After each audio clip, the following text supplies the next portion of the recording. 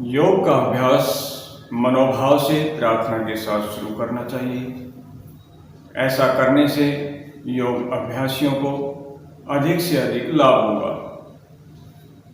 ओम द्रीते द्रीहम मामित्रस्य मातक्षुषा सर्वाणि भूतानि समीक्षन्ताम्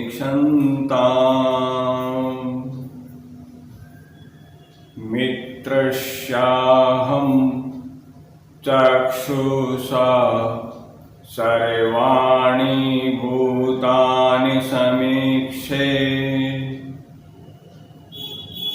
मित्रस्य चक्षुषा समीक्षामहे मित्रस्य चक्षुषा समीक्षामहे। हे अविद्या रूपी अंधकार के निवारक जगदीश्वर, मुझे शुभ कर्म में दृढ़ता प्रदान कीजिए। सब प्राणी मुझे मित्र की दृष्टि से देखें, मैं भी सब प्राणियों को मित्र की दृष्टि से देखूं। हम सब एक दूसरे को मित्र की दृष्टि से देखें। ओम शांति शांति शांति। जय गणेश। आइए आज हम खड़े होकर किए जाने वाले अभ्यास ताड़ासन, वृक्षासन, अर्धचक्रासन, पादहस्तासन, कटी चक्रासन, त्रिकोण आसन का अभ्यास करते हैं। खड़े होकर किए जाने वाले आसनों में सबसे पहला आसन है ताड़ासन। ताड़ एक वृक्ष का नाम है जिसकी लंबाई बहुत अधिक और गोलाई बहुत कम होती है। ताड़ासन में भी हम हाथों और पैरों की एड़ियों को ऊपर उठाकर शरीर को अधिक से अधिक खींचकर लंबा करने का प्रयास करते हैं, इसलिए इसे ताड़ासन कहते हैं।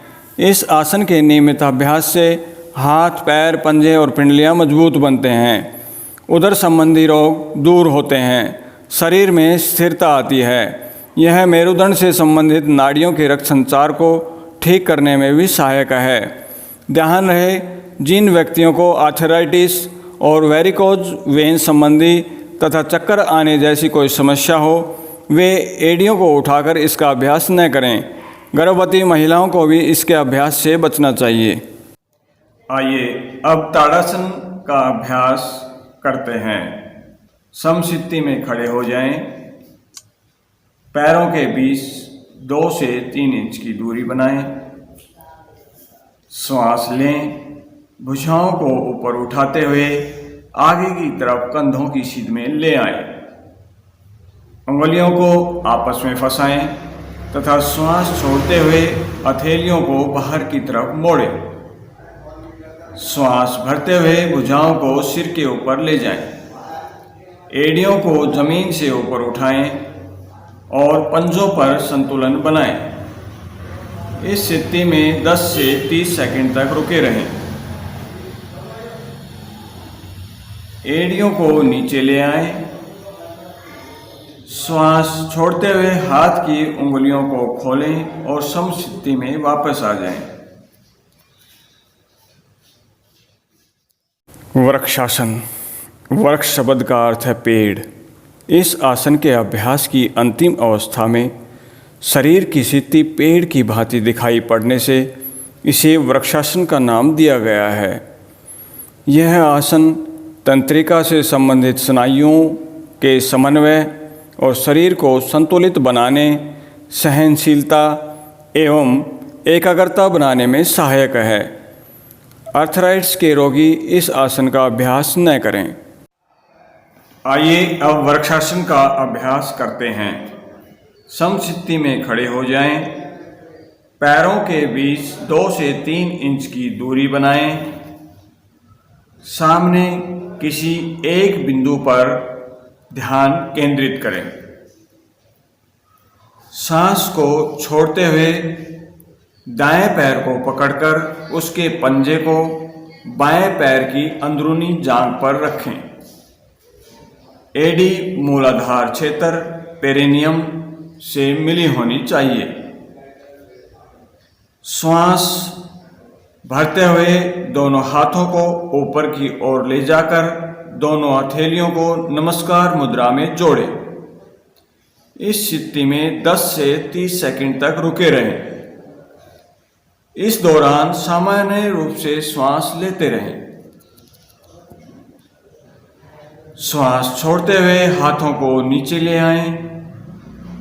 पैर को पहले वाली अवस्था में वापस ले आएं। अब इस अभ्यास को दूसरे पैर से दोहराएं।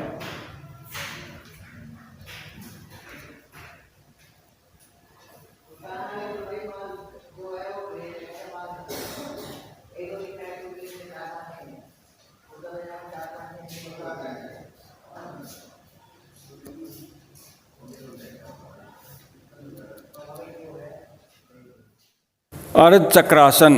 अर्ध का अर्थ है आधा और चक्र का अर्थ है पहिया। इस आसन के अभ्यास के समय शरीर की आकृति शरीर आधे पहिए आधे चक्र की तरह दिखाई पड़ता है, इसलिए इस आसन को अर्ध चक्रासन कहते हैं। इस आसन के अभ्यास के समय अभ्यास से मेरुदंड लचीला बनता है तथा मेरुदंड से संबंधित नाड़ियाँ तथा मांसपेशियाँ मजबूत बनती हैं। सर्वाइकल स्पॉन्डिलोसिस के प्रबंधन में यह आसन लाभकारी है। यदि आपको चक्कर आते हों तो इस आसन का अभ्यास न करें। उच्च रक्तचाप वाले व्यक्ति अभ्यास करते समय सावधानी से पीछे की ओर झुकें। आइए अब अर्ध चक्रासन का अभ्यास करते हैं। समस्थिति में खड़े हों। दोनों पैरों के मध्य 2 इंच की दूरी बना लें। दोनों हाथों की उंगलियों को कमर पर रखें। कोहनियों को परस्पर समानांतर रखें। सिर को पीछे झुकाएं। गर्दन की मांसपेशियों में खिंचाव महसूस करें। श्वास छोड़ते हुए रीढ़ के निचले हिस्से से पीछे की ओर झुकें। इस स्थिति में शारीरिक सजगता से 10 से 30 सेकंड तक रुके रहें। श्वास लेते हुए धीरे धीरे वापस आएं तथा पहले वाली स्थिति में आ जाएं। सामान्य स्थिति में आकर विश्राम करें। पाद हस्तासन। पाद का अर्थ है पैर, हस्त का अर्थ है हाथ।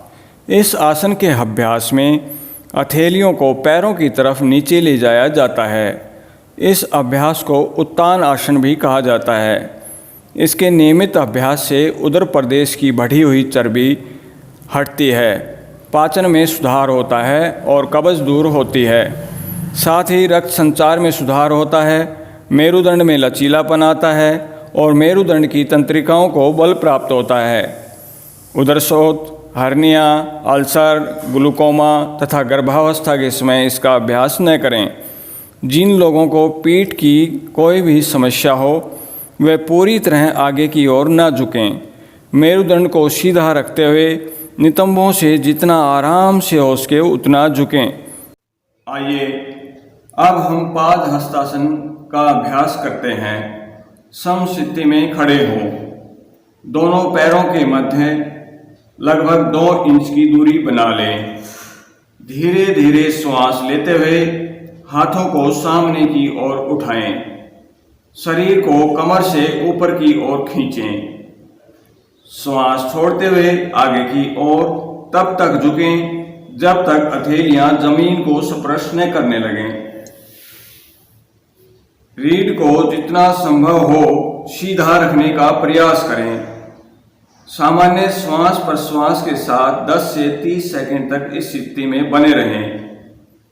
अब श्वास लेते हुए धीरे धीरे वापस आ जाएं और भुजाओं को सिर के ऊपर ले जाकर खींचें। श्वास छोड़ते हुए धीरे धीरे भुजाओं को नीचे लाते हुए पहले वाली स्थिति में वापस आ जाएं। विश्राम करें। कटी चक्रासन। कटी चक्रासन जैसे नाम से ही पता चलता है, कमर सुडौल और आकर्षक बनती है तथा पीठ का कड़ापन दूर करने में उपयोगी है। हृदय रोगियों को यह अभ्यास सावधानीपूर्वक करना चाहिए। तेज़ पीठ दर्द और डिस्क व्याधि से ग्रसित व्यक्ति इस क्रिया का अभ्यास न करें। आइए अब हम कटी चालन आसन का अभ्यास करते हैं। समस्थिति में खड़े हों। दोनों पैरों के मध्य 2 से 3 इंच की दूरी बना लें।